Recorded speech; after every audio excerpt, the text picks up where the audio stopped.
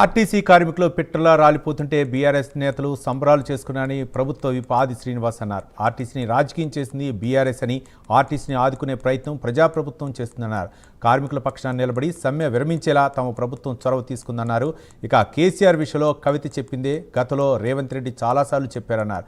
కేసీఆర్ కేటీఆర్పై కోపంతోనే కవిత party పెట్టారని, రాష్ట్రంలో కొత్త పార్టీకి స్పేస్ లేదన్నారు ఆది శ్రీనివాస్. కవిత ప్రశ్నలకు బీఆర్ఎస్ సమాధానం చెప్పాలన్నారు ఆది శ్రీనివాస్.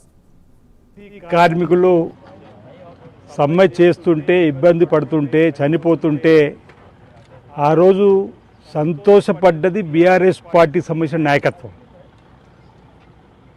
50 రోజుల పైన సమ్మె జరిగి 30 మంది పైచిలుకు ప్రాణాలు కోల్పోతే పట్టించుకొని బీఆర్ఎస్ ప్రభుత్వం ఆనాటిదైతే, ఈరోజు ఆర్టీసీ కార్మికులు సమ్మె చేస్తుంటే కార్మికుల పక్షాన నిలబడి 3వ రోజులోనే ఆ సమ్మెను ముగింపు చేసి కార్మిక సంఘాలు కోరిన కోరికలు తీర్చేటువంటి ప్రయత్నం చేసి మా చిత్తశుద్ధి నిరూపించుకున్నటువంటి సందర్భం.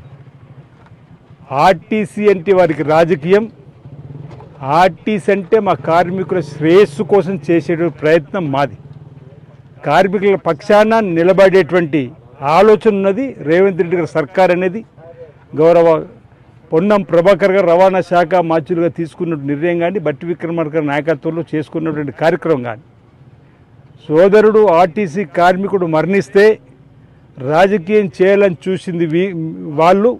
వారిని ఆదుకునే ప్రయత్నం చేస్తూ చావులతో కాదు, సమస్య పరిష్కారము చర్చల దూరం చెప్పినటువంటి ఆ కుటుంబాన్ని కూడా ఆదుకునే ప్రయత్నం చేస్తూ పరామర్శించిన సందర్భం గౌరవ పొన్నం ప్రభాకర్ గారు.